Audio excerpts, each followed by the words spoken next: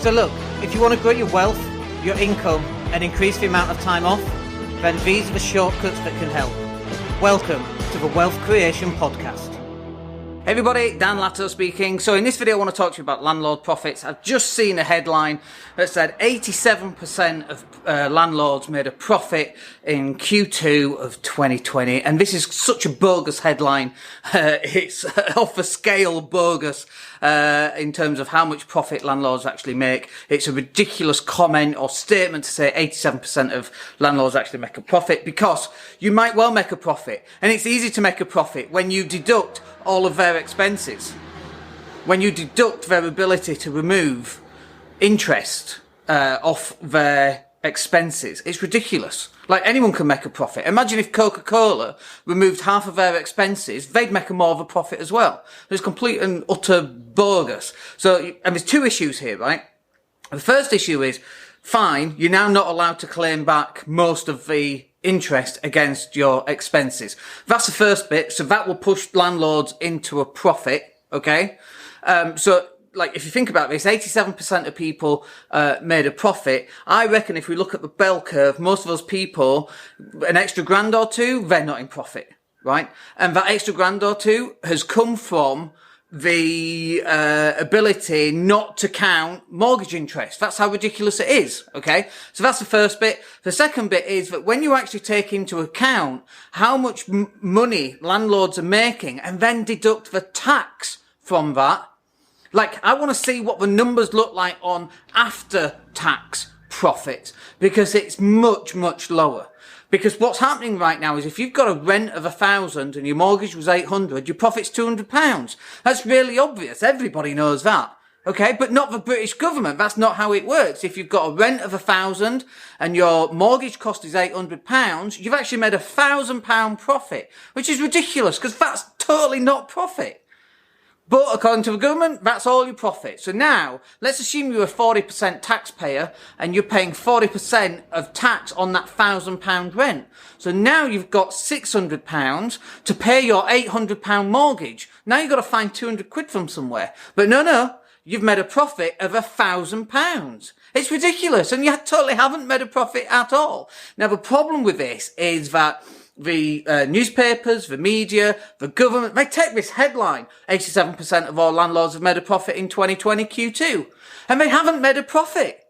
They actually owe more money than they actually earned from tax. It's ridiculous. But then the media is going to take this and then they're going to say, look, we need to tax landlords even more, because look, 87% are making a profit.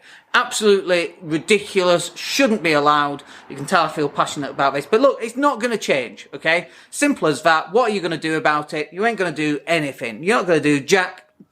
It's just not going to happen, okay? So this is what you should do. Focus on getting those rents up. That's number one.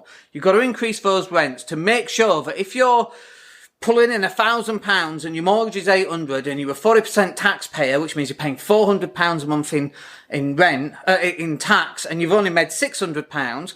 Before, when you were making £200 profit, you're now making a £200 loss. So that's a £400 you need to increase the rents by. That's a 40% increase just to be exactly where you were to begin with. And obviously, if you're making £1,400 a month, you're going to be charged 40% on that.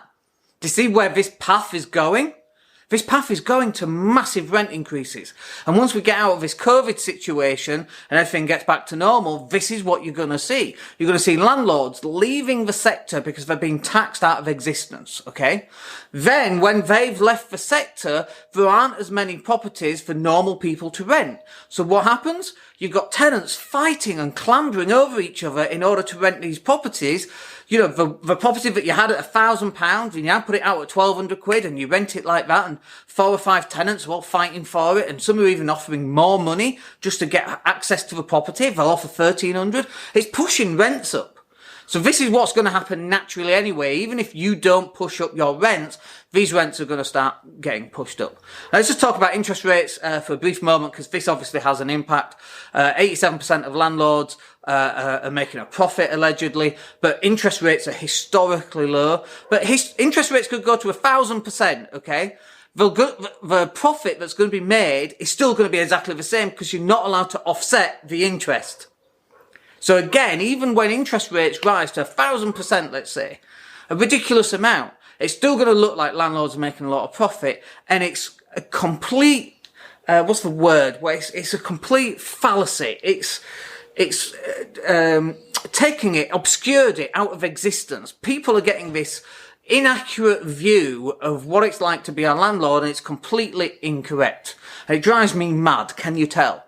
But look, like I say, we can't do anything about it. You need to get your rents up.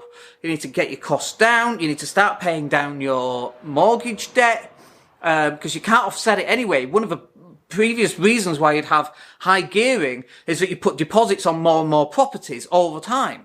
But that's kind of going to bite you in the butt these days, because you can't offset that against your income, against your profit. So you're going to start paying tax on everything. So now you've got to start getting down your debt. And whilst interest rates are historically low, you have to repair the sun while the sun is shining. I'll repeat that properly. You have to repair the roof while the sun is shining. We're in that point in time right now. I know we're in COVID as well, but once we get beyond COVID and rents are going to shoot up, at that point, you've got to start paying down your debt. You shouldn't have shouldn't have credit card debt. You shouldn't have loan debt. You shouldn't have car debt. You shouldn't have store cards debt. All that has got to go. Okay. You've got to curtail your spending and start moving a percentage of that, whatever your money you're saving, take 50% of that and send it over and start paying down any other debts that you've got.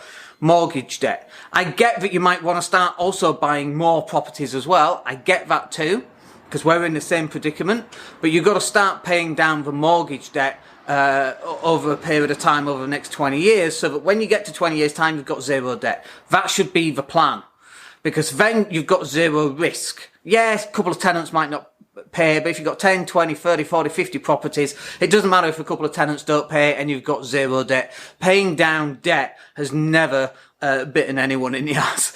It's a good thing to do, and that's definitely something that we should be doing. So you should be increasing your rent and cutting back on your expenses, and that gap in the middle should be allowing you to pay off more mortgage debt.